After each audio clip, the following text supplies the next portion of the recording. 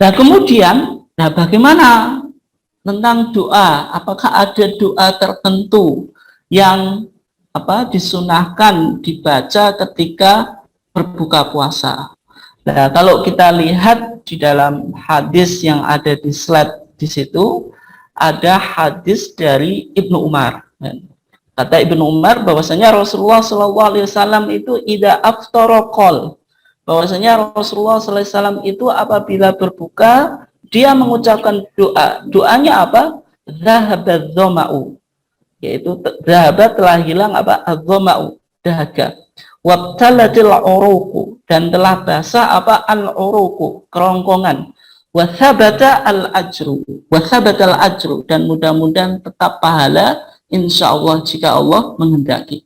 Ini doa yang yang sahih yang dilakukan oleh Rasulullah SAW ketika berbuka, yaitu doanya apa tadi? Zahaba dzama'u wabtalatil uruqu wa thabatal ajru insyaallah. Ini doanya. Nah, sehingga sebagaimana hadis tadi, ini doa yang sahih yang diriwayatkan oleh Abu Dawud, yaitu zahaba dzama'u wabtalatil uruqu wa thabatal ajru insyaallah. Bagi Bapak Ibu yang belum hafal doa ini, mumpung kita dalam momen bulan Ramadan, maka ya semaksimal mungkin untuk dihafalkan, karena doanya kan tidak begitu panjang juga dan mudah untuk dihafalkan. Dan terlebih kita di bulan Ramadan, kalau Bapak Ibu menghafalkannya di bulan Ramadan, ya tentu pahalanya dan nilainya lebih bagus, lebih berkualitas daripada bulan-bulan yang lain gitu. Nah kemudian pertanyaannya, kapan doa buka puasa tadi dibaca? Sebelum atau setelah makan dan minum ketika kita berbuka? Nah kalau kita cermati Bapak Ibu sekalian yang dimuliakan Allah, secara makna zahir doa berbuka puasa tadi, dzahaba dzama'u dan seterusnya itu dibaca setelah kita membatalkan puasa. Maksudnya apa? Berarti kalau kita ingin makan kurma, sebelum kita makan baca bismillah, kemudian makan kurma disunahkan untuk ganjil. Dan setelah misalnya 3 kali ganjil kita selesai, berarti baru setelah itu dibaca Zahabat dzama'u wabtalatil uruqu wa thabatal ajru insyaallah. Nah, kenapa kok kita simpulkan sebelum, bukan kita simpulkan sesudah, bukan sebelum berbuka? Ada beberapa alasan yang bisa kita coba lihat kenapa doa tadi diucapkan setelah kita membatalkan puasa, bukan sebelum kita membatalkan puasa. Maksudnya setelah kita berbuka, bukan sebelum kita berbuka. Dalil yang pertama dari segi bahasa. Maka kata hadisnya tadi kan Rasulullah itu ida aftoro, ketika Rasulullah mau berbuka kan itu.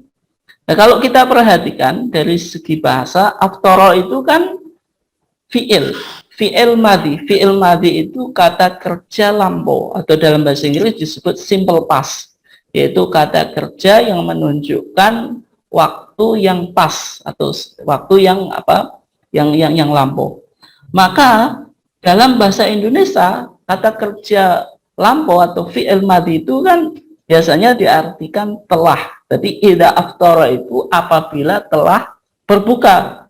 Nah, karena telah berarti doa itu dibaca setelah berbuka, bukan sebelum berbuka itu. Nah, oleh sebab itu kalau ada semacam indikasi kalau doa ini dibaca setelah berbuka, lah bagaimana sebelum kita berbuka, apa yang kita baca? Yang kita baca yaitu keumuman tadi, keumuman hadis yang mengatakan idza akala ahadukum falyadkurismallahi ta'ala. Apabila seorang di antara kamu makan, adalah menyebut nama Allah. Kalau lupa tadi, hendaklah menyebut bismillah awalahu wa akhirahu. Ini. Nah kemudian Bapak Ibu sekalian yang dimuliakan Allah, argumentasi yang kedua apa? Kita lihat dari kitabnya Al-Imam An-Nasai. Imam Nasai itu salah satu dari Al-Muhaddithin, yaitu ahli hadis. Imam Nasai di dalam kitabnya yaitu As-Sunan Al-Kubra dan juga kitabnya yang bernama Amalul Yaum wa Lailah. Yaitu di situ Imam Nasai Amalul Yaum wa Lailah itu menceritakan tentang berbagai macam aktivitas yang kita lakukan sehari semalam. Ya, aktivitas apa saja itu. Maka di situ Imam Nasai memberi judul tentang doa itu apa? Ma yaqulu ida aftar. Yaitu ma yaqulu, apa yang dibaca ida aftara, setelah berbuka puasa. Ida aftara. Jadi ma yaqulu ida aftara menunjukkan doa tadi itu dalam pandangan Imam Nasai itu dibaca setelah berbuka, bukan sebelum berbuka. Nah, kalau kita lihat judul yang diberikan oleh Imam Nasai, ini penting untuk kita analisa, karena kitab hadis itu dari muhadisin, misalnya Imam Bukhari, Imam Muslim, Abu Dawud, Nasai, Tirmidzi, dan sebagainya, ketika mereka ini meletakkan sebuah chapter atau sebuah judul yang dipilih itu menunjukkan apa? Menunjukkan pemahaman fikih dia dari hadis-hadis yang dinarasikan. Maksudnya apa? Kalau kita ingin memahami fikihnya Imam Bukhari dalam Sahih Bukhari, ya kita apa? Kita lihat judul yang ditulis oleh Imam Bukhari dalam Sahih Bukhari ini. Berarti kalau di sini konteksnya yaitu Imam Nasai, berarti kita kalau ingin memahami apa yang dipahami oleh Imam Nasai dari doa tadi, ya berarti kita lihat judulnya. Judulnya apa? Kata Imam Nasai, ma yaqulu ida aftar, yaitu apa yang dibaca setelah berbuka puasa. Berarti Imam Nasai sendiri memahami dari hadis tadi bahwasanya doa tadi dibaca apa?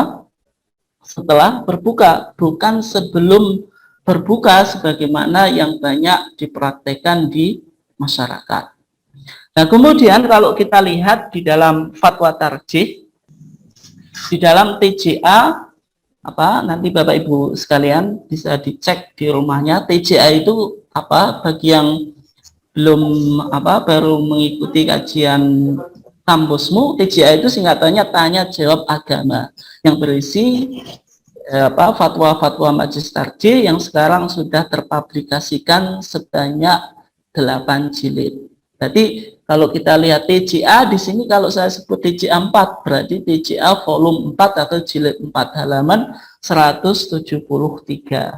Di sana menjelaskan yang pertama dalam buku Himpunan Putusan Majelis Tarjih. Ini bukunya Bapak Ibu sekalian. Maka di sini apa? Ada ungkapan wakul ba'dahu, wakul dan ucapkanlah ba'dahu setelah apa? Setelah berbuka. Zahaba dhama'u wabtalatil uruku wa thabatal ajru insyaallah. Nanti Bapak Ibu sekalian bisa dicek di buku HPT-nya Himpunan Putusan Majelis Tarjih yang ada di rumahnya.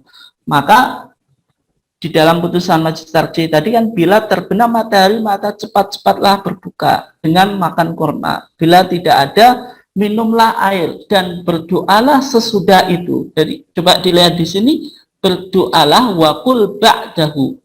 Wakul dan ucapkanlah doa ba'dahu setelah buka. Apa doanya tadi? Ini. Zahadadhama'u wabtalatil uruku wa thabatal ajru insyaallah.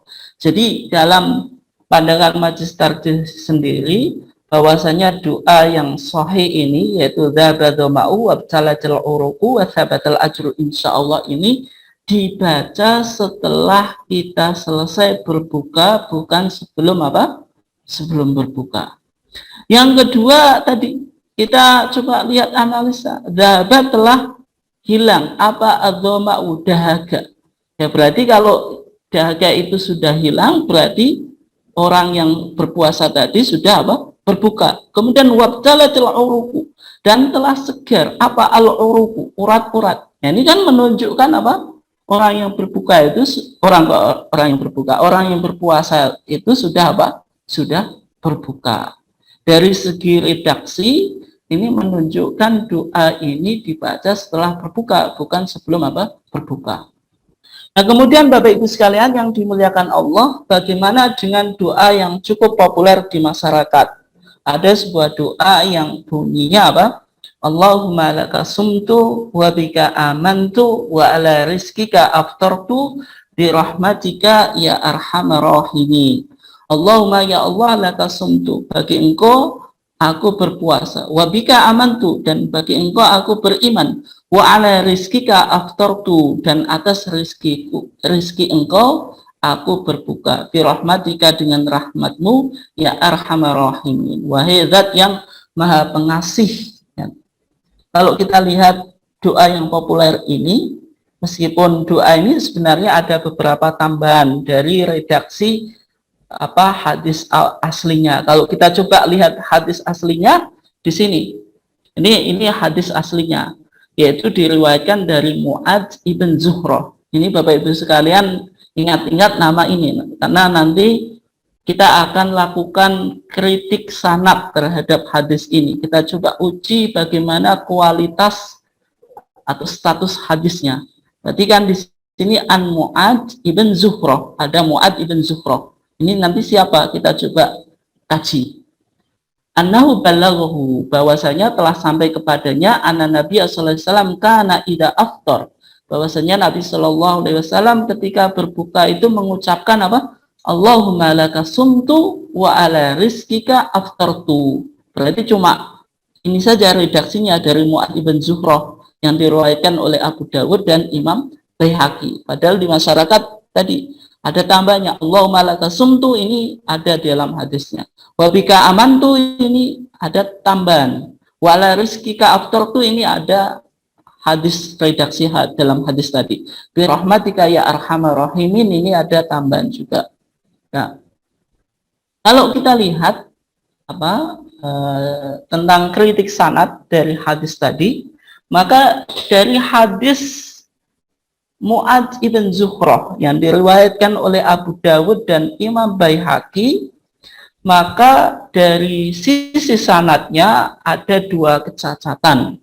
Yang pertama, hadis tersebut adalah hadis mursal. Kenapa kita sebut sebagai hadis mursal?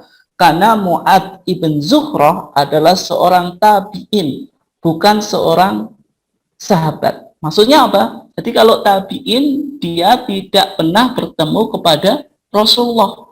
Nah, kalau seorang tabi'in tiba-tiba meriwayatkan hadis dari Rasulullah, berarti hadis ini ada yang hilang.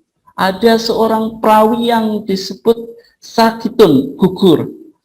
Hadis semacam ini dalam disiplin ilmu hadis disebut sebagai hadis mursal. Sehingga saya kasih catatan di bawah supaya Bapak Ibu mudah mengikutinya. Hadis mursal adalah seorang tabi'in meriwayatkan langsung dari Nabi tanpa pelantaraan sahabat langsung dinisbahkan kepada Nabi Muhammad SAW. Sehingga sanadnya kan ini an Mu'adz ibn Zuhroh annahu balaghahu.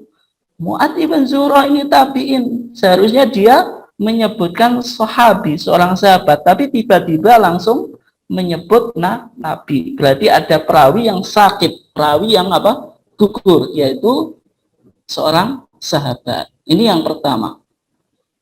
Kemudian yang kedua, selain itu Mu'adz bin Abi Zuhroh ini seorang rawi yang majhul. Majhul itu tidak diketahui backgroundnya.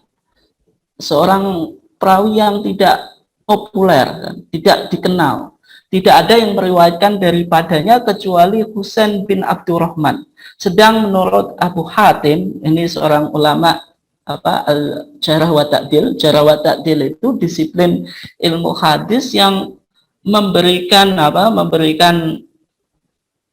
jarah, menganggap perawi itu cacat atau memberikan takdil. Si A itu otentik atau tidak, itu disiplin ilmunya disebut al-jarh wa ta'dil. Meskipun Abu Hatim tidak menerangkan tentang celaan atau pujian baginya. Hadis mursal ini juga, hadis mursal merupakan hadis dhaif karena sanadnya terputus. Dan kalau kita lihat misalnya pandangan ahli hadis kontemporer yaitu Syekh Muhammad Nasiruddin Al-Albani dalam kitabnya Irwa Al-Ghalil, beliau juga berpandangan bahwasanya hadis ini hadis dhaif. Nah, kemudian yang terakhir, tadi kan kajian dari ulama-ulama tentang hadis Mu'adz ibn Zuhroh. Kalau kita hubungkan dengan kaidah tarjih tentang kaidah yang berbicara bagaimana penggunaan hadis, Bapak Ibu sekalian bisa buka di HPT-nya halaman halaman 300. Di dalam halaman 300 itu akan di dalam kitab Masail Syatta, kitab beberapa masalah, yaitu di pasal 21 itu ada usul fikih. Maka di kaidah yang 4 itu ada kaidah yang mengatakan mursalu tabi'i al-mujarradu la yuhtaju bih, yaitu mursal tabi'i melulu, maksudnya tidak didukung korinah-korinah yang lain, itu tidak bisa dijadikan hujah. Sehingga kalau kita uji hadis Mu'adz ibn Zuhroh dalam perspektif tarjih pun juga hadis ini tidak bisa